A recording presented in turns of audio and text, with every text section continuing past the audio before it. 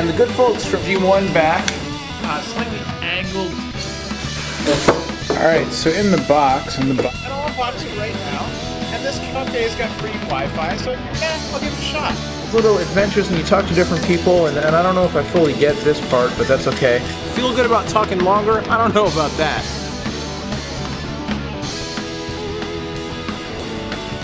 What is going on, everybody? Welcome to GadgetDog. I'm Noah from PhoneDog.com, your host for the next, 5-10 minutes. You give us that much time, we'll tell you what we need to know about the world of technology and gadgets. This is GadgetDog episode number 1. Thanks for tuning in. Special thanks to everybody who is hopping over from the live casting stuff we were doing in the fall and early winter, end of the year 2008. We're kind of moving to this video podcast format for now, using the live casting thing for special quick hits here and there. But it's an evolving process. So as always, send us your thoughts and comments. Infodog@phonedog.com, or you can head over to the PhoneDog site, hit up the forums, and let us know what you think about everything we're doing. And if you're already subscribed to the PhoneDog TV podcast, video podcast, thanks for tuning in to GadgetDog as well. What is going on, everybody? First off, today, February 6th, 2009, Amazon and Google announced that they will be bringing all kinds of electronic book content to the cell phone platform. No real details at this point, but Amazon's got a couple 100,000 titles in the ebook format for their Kindle electronic book reader, and Google's got, over 1 million titles in their public domain Google Book Search libraries. So it would stand to reason that they'll be doing something, combining all that content to get it out to, maybe Kindle 2, maybe Android-powered cell phones. So we'll have to stay tuned for details on that. Personally, I don't know. I got an Android-powered cell phone right here, in fact, the G1, and I'm just thinking, reading a book on this thing, it's awful small, One thing to do some quick web browsing, do your email, that kind of stuff on here, but reading an entire book on a cell phone screen, just the words Google search, you don't want to get them much smaller than that. So we'll have to see. That being said, this coming Monday, February 9th, Amazon has scheduled a press conference at which they're expected to unveil the Kindle 2. Not to be confused with Break Into Electric Boogaloo, the Kindle 2 is the second generation of their electronic book reader, which is rumored to be super sleek and sexy as compared to the first version. I've heard phrases like, it's more like a 4th generation product than a 2nd generation product.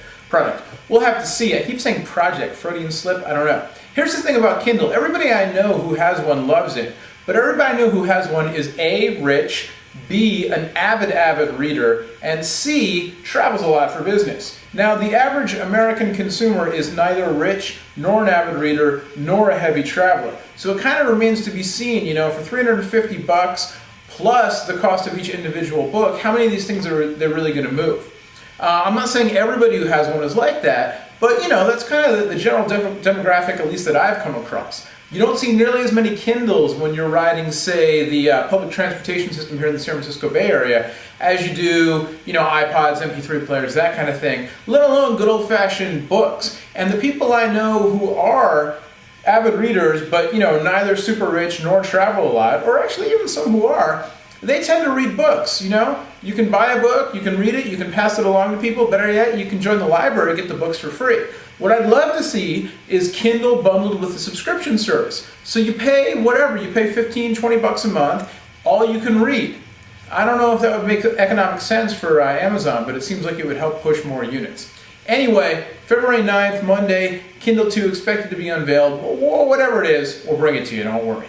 In other news, ComicCon 2009 is going on right now in New York. I know because my friend Don's there, pushing video games for the big video game company he works at. ComicCon is a comic convention, but really it's so much more than that because comics have spilled over into so many other genres.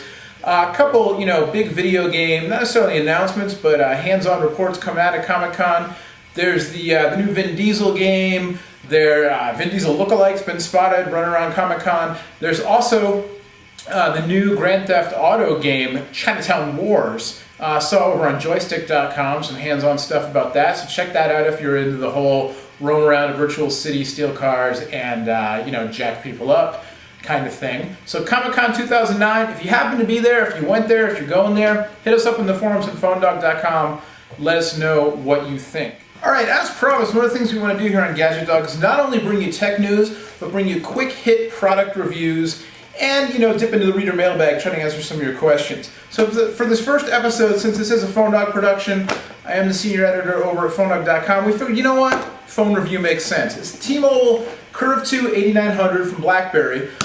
This next generation Curve, the 8900, has been out for a little while on non-US carriers. T-Mobile is the first carrier to bring it to the US. It's not actually available in stores yet. Should be available shortly.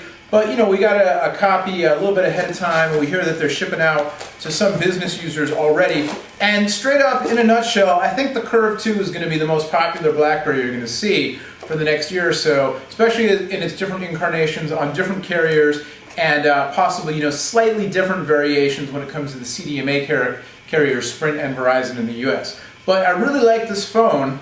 I've tried the Bold. I love the Bold. I tried the Storm. I hated the Storm. And I have to say, the Curve 2 kind of brings the best of both worlds, I think, because you get the super high-res display and smaller form factor of the Storm, but then you get the full QWERTY keyboard that you find on the Bold. So, you get 480 by 360. Did I just say so, You get 480 by 360 screen resolution, and even though the screen is physically a little bit smaller than the Bold and much smaller than the Storm, it's still really crisp, really high res, great for watching videos. It's got the BlackBerry OS 4.6, which includes a web browser that's far better than previous generation Blackberries. Full HTML experience, renders really well, if not, quite on par with the mobile Safaris and Operas and even Skyfire and Android browsers of the world.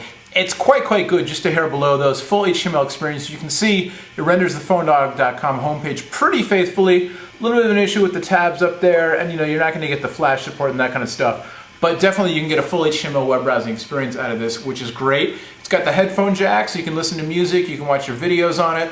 The one drawback about the T-Mobile version, no 3G, which in this day and age, really everybody expects 3G, so that's kind of a drag. You get GSM, phone connectivity, you get edge browsing, you get Wi-Fi browsing, and then you can also use the Wi-Fi for UMA calling. T-Mobile calls it hotspot, and basically that means that you can do your phone calling over a Wi-Fi network. You don't pay for minutes, you do pay for a monthly service charge to use the service, but when you're on Wi-Fi, no minutes, and the call quality is actually a little bit stronger, particularly if you live in an area where cell phone service is a little bit spotty. If you connect over Wi-Fi, your calls are solid. That being said, in my testing, calls sounded great on this phone. Signal strength is generally really good. The edge data is more than fast enough for BlackBerry's push email, which works terrifically on this phone.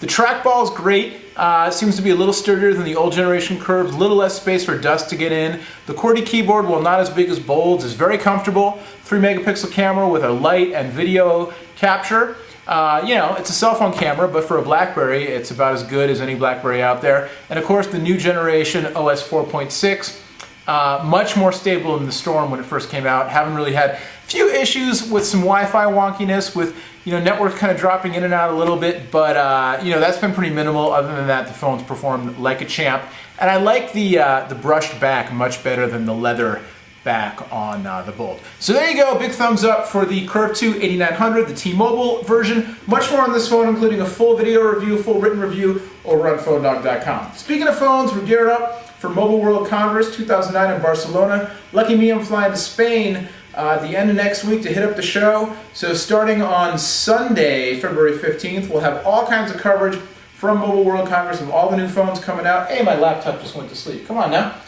All the new phones coming out at Mobile World Congress, so stay tuned for that here on GadgetDog, of course, PhoneDog TV if you're a hardcore phone fan, and over on PhoneDog.com, all the coverage. That being said, it's the weekend. I'm out of here. Have a great weekend.